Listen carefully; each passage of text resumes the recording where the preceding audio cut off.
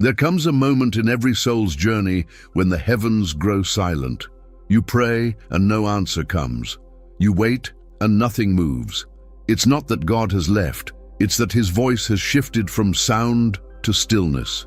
And yet, the silence feels unbearable. You start to wonder if your prayers are getting lost somewhere between earth and eternity. You speak words of faith, but your heart feels hollow. You listen for a whisper, but all you hear is the echo of your own longing. You tell yourself, I know God is here, but part of you quietly wonders, then why can't I feel him? In that tension between faith and doubt, the silence becomes heavy. But what if silence isn't absence? What if it's the space where God begins to rewrite your faith, not with answers, but with trust?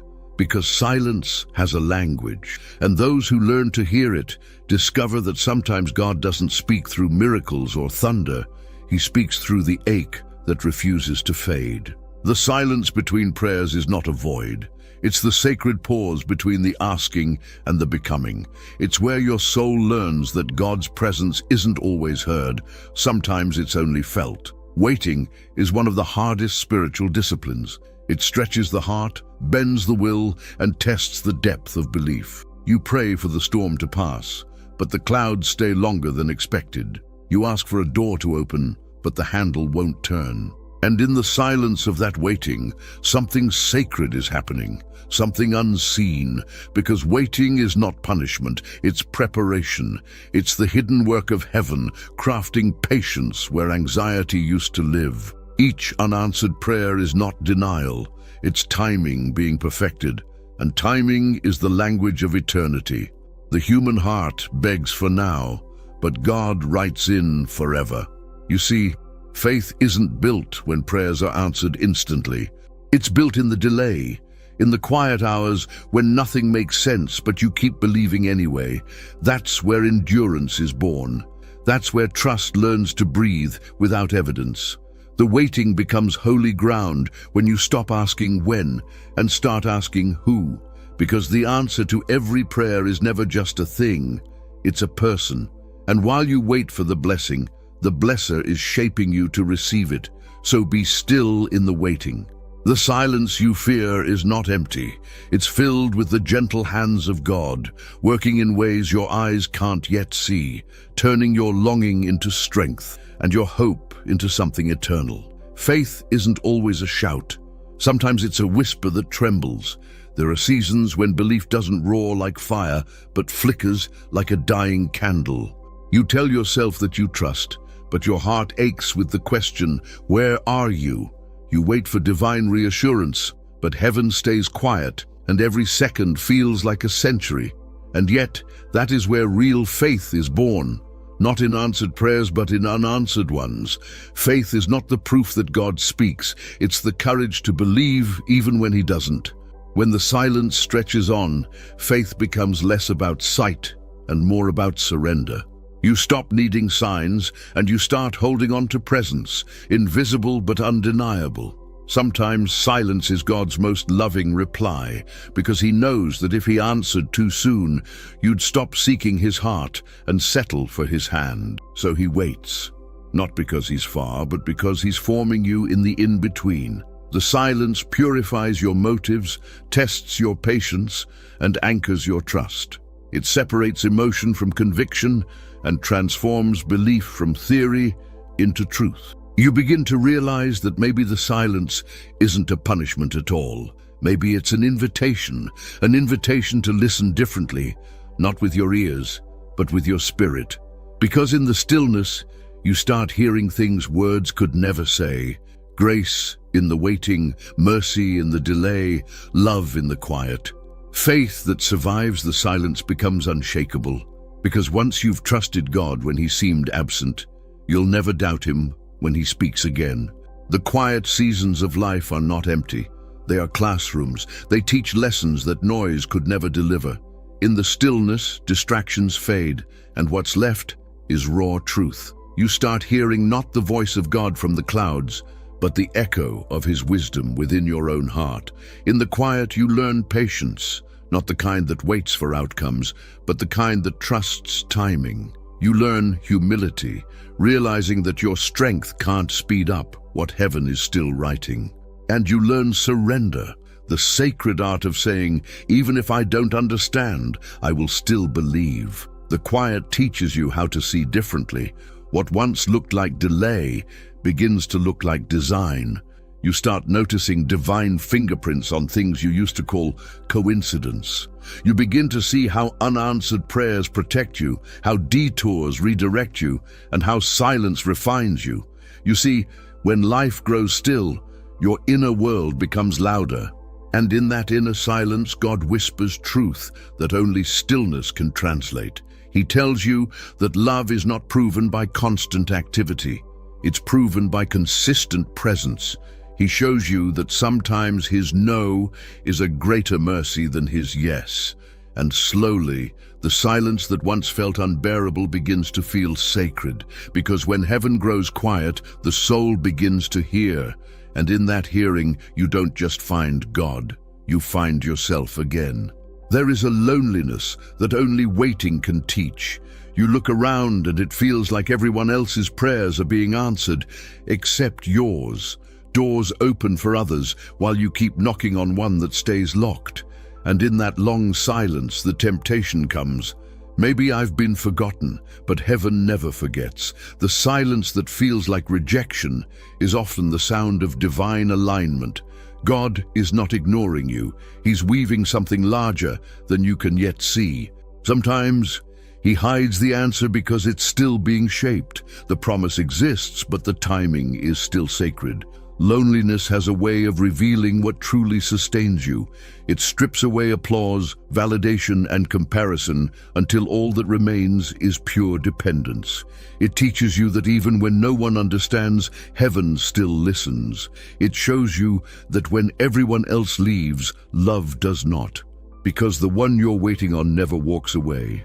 There are prayers that must mature in silence before they can be fulfilled. And in that waiting, your soul becomes seasoned, not bitter, but wise. You start to see that even loneliness has purpose.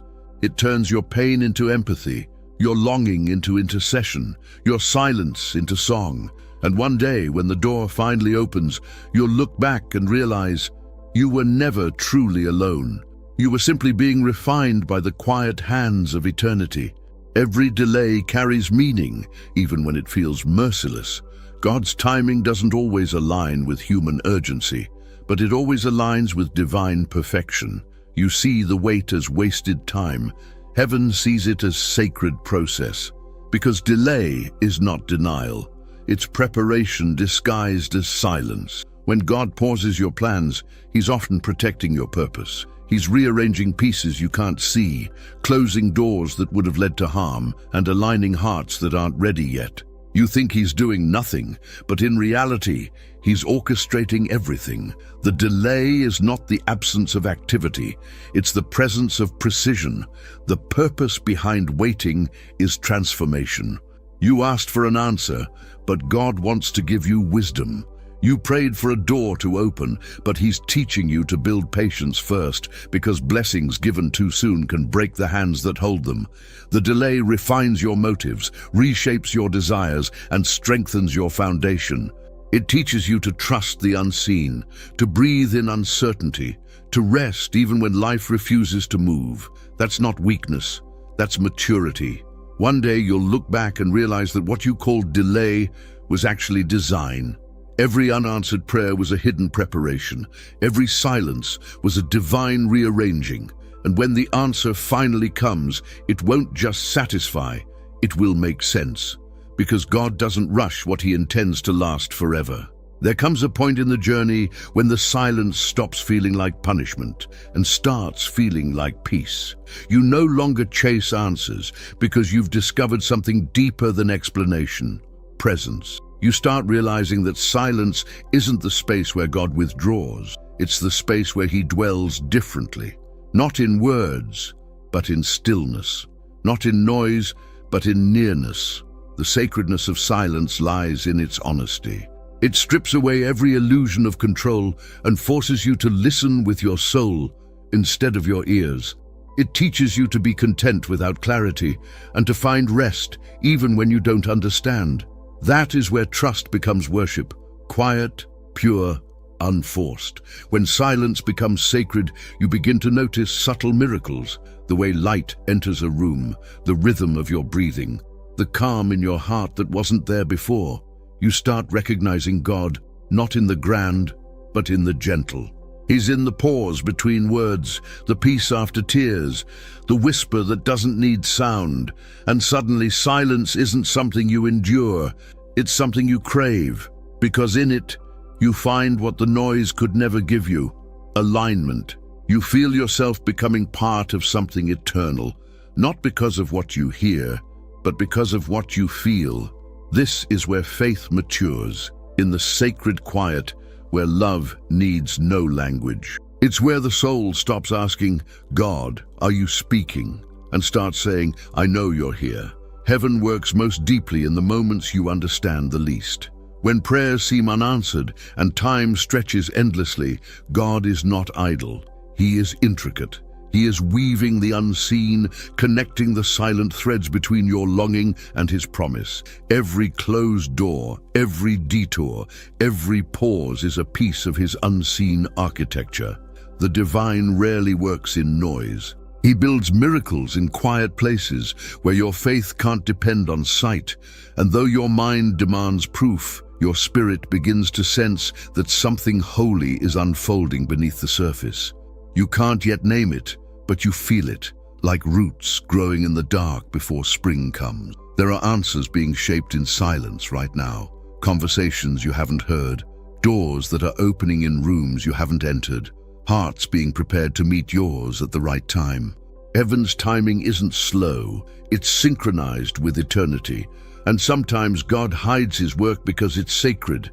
If you saw the full picture too soon, your fear might sabotage the beauty He's creating, so He hides it, not from you, but for you.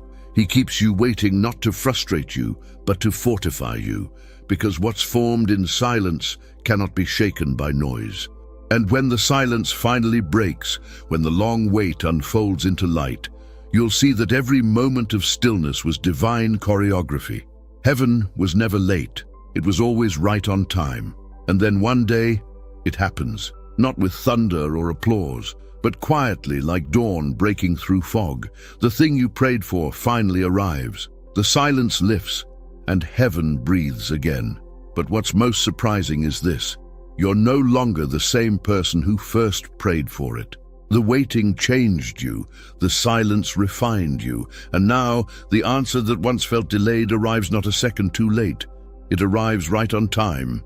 You realize that if God had answered earlier, you wouldn't have been ready. Your hands were too restless then, your faith too fragile. But now your heart has been shaped to hold the blessing without breaking under its weight. The answer is never just what you receive. It's who you've become because of the waiting. The silence between prayers was not wasted. It was sacred space, turning longing into wisdom. And as you stand in the light of the answered prayer, gratitude floods in, not only for what came, but for the silence that made you strong enough to receive it. You whisper a quiet thank you, not for the thing itself, but for the God who proved that His silence was never distance, it was design. And as tears fall, not from pain but from peace, you realize that faith doesn't end when the answer comes. It begins again, deeper, quieter, eternal, because now you know, even in silence, He was speaking all along. In the end, the silence was never a void, it was a voice that didn't need sound to be heard because it spoke directly to the soul. You thought God was far, but He was closer than your breath, teaching you that love doesn't always shout. Sometimes it simply stays. The quiet God is not a distant one. He hides, not to punish, but to draw you closer. He lets the noise fade so that you can finally hear what matters. And in that stillness, you realize that you were never abandoned. You were being invited into deeper trust, quieter faith, slower grace. The greatest revelation doesn't come from miracles seen with the eyes. It comes from the peace that remains after all striving ends. Because once you've lived through the silence between prayers, you understand that God's love is not proven by His answers, it's proven by His presence. So now, when the silence comes again, and it will, you no longer fear it, you welcome it. You close your eyes and smile, because you've learned that the quiet isn't empty, it's holy.